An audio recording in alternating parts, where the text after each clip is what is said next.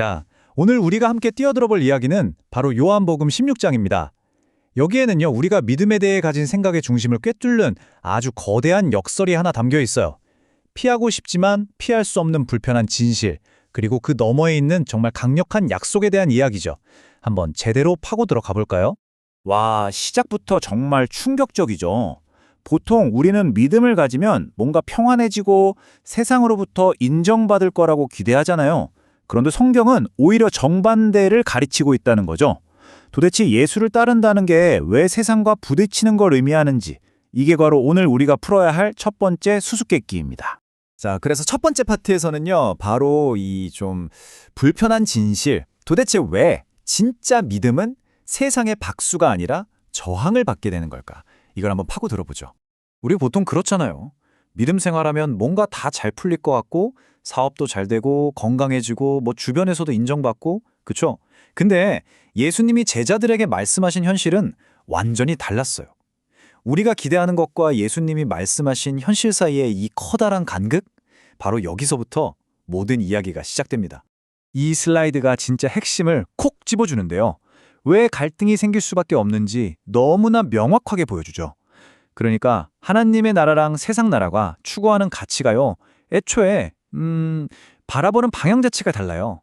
한쪽이 섬김이 최고라고 할 때 다른 쪽은 권력이 최고라고 하죠. 자기 희생이냐, 자기 홍보냐, 겸손이냐, 지배냐. 이건 운영체제가 아예 다른 두 시스템이 만난 거니까 충돌은 어쩌면 당연한 결과일지도 모릅니다. 그럼 이런 근본적인 가치의 충돌이 구체적으로 어떤 모습으로 나타날까요? 당시 제자들이 느꼈을 그 위협이 얼마나, 진짜 무서웠을지 본문에 나오는 딱 한 단어로 한번 느껴보시죠. 바로 출교라는 단어입니다.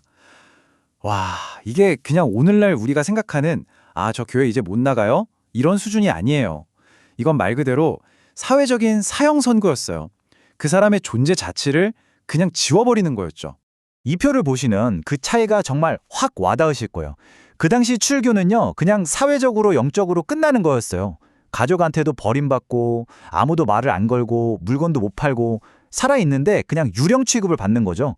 근데 지금은요, 다른 공동체 찾으면 되지, 이렇게 생각할 수 있잖아요. 이 둘 사이의 공포감은 정말 비교가 안 되는 수준이었겠죠. 제자들 마음이 어땠을지 상상해 가시나요? 자, 근데요, 바로 이 지점에서 이야기가 확 하고 뒤집힙니다. 이렇게 진짜 다 끝났다 싶은 절망적인 상황에서 예수님이 갑자기 정말 이해할 수 없는 말씀을 하세요. 내가 떠나는 게 너희한테 오히려 이득이 될 거다. 유익할 거다. 아니, 이게 무슨 말일까요?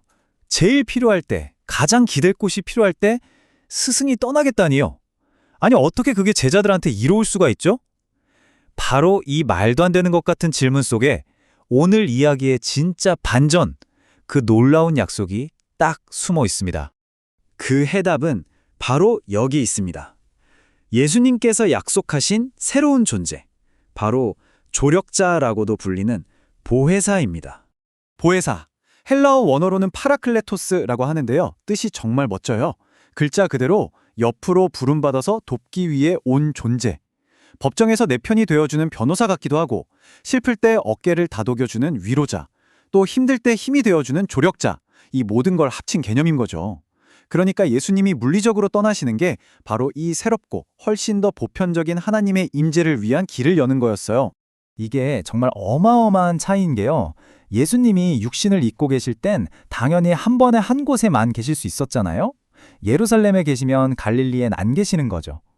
그런데 보혜사, 즉 성령님은요, 시간과 공간을 그냥 뛰어넘으시는 거예요. 세상 어디에 있든 모든 믿는 사람들과 동시에 그리고 항상 함께 하실 수 있게 된 거죠. 이건 뭐랄까, 지역 방송이 전국, 아니 전 세계 방송으로 바뀌는 것 같은 엄청난 스케일의 변화입니다. 좋아요. 그럼 이 새로운 조력자, 보혜사는 대체 세상에서 구체적으로 어떤 일을 하시는 걸까요? 그분의 아주 중요한 세 가지 임무를 한번 살펴보겠습니다. 성령님의 핵심 임무는요, 바로 죄, 의, 심판, 이 세 가지에 대해서 세상을 깨우치는 일입니다. 여기서 원어의 뜻은 단순히 야단친다 이런 게 아니고요. 오히려 이게 진실이야 하고 명확하게 드러내서 세상이 가진 잘못된 기준을 바로잡는다는 의미가 훨씬 강해요. 첫 번째, 죄에 대하여. 성령님은 세상이 생각하는 죄의 개념 자체를 완전히 뒤집어 놓으세요. 인류의 가장 뿌리 깊은 죄는 우리가 생각하는 그런 도덕적인 실수? 그런 게 아니라 생명의 주인이신 예수님을 알아보지 못하고 거부하는 것. 바로 그게 진짜 문제라고 딱 집어주시는 거죠. 두 번째, 의에 대하여. 세상의 법정은 예수를 유죄라고 판결하고 십자가에 못 박았잖아요. 그게 세상의 정의였죠. 하지만 하나님은 예수를 죽음에서 다시 살리셨어요. 이걸로 뭐가 증명됐죠? 바로 예수님이 진짜 의로운 분이었다는 걸 온 우주에 선포하신 겁니다.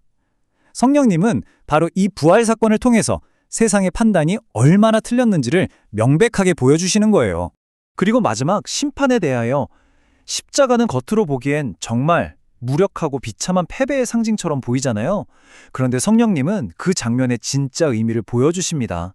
바로 그 십자가 위에서 이 세상의 악한 권세, 성경이 말하는 이 세상의 임금이 완전히 심판받고 패배했다는 것. 그러니까 십자가는 패배가 아니라 역사상 가장 위대한 승리의 순간이었다는 진실을 드러내시는 거죠. 자, 이제 거의 다 왔습니다. 그럼 이 모든 걸 종합해 볼 때 보혜사의 궁극적인 역할은 뭘까요?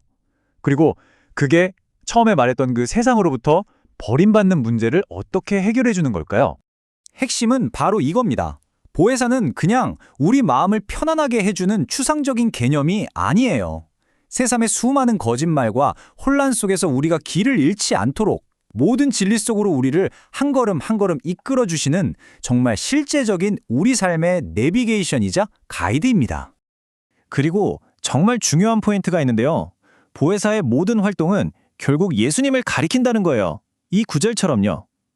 성령님은 절대 자신을 드러내지 않으세요. 스포트라이트를 받는 법이 없죠. 언제나 예수님이 이런 분이야.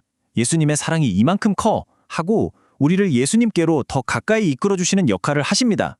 그래서 오늘 이야기는 이 질문을 여러분께 던지면서 마무리하고 싶습니다. 만약에요, 세상 사람들의 인정과 박수를 잇는 대신에 그 대가로 시공간을 초월해서 언제나 내 곁에서 진리로 이끌어주는 보이지 않는 최고의 안내자를 얻게 된다면 여러분은 어떻게 하시겠습니까? 이 거대한 트레이드에 대해서 한번 깊이 생각해 보시는 시간이 되셨으면 좋겠습니다.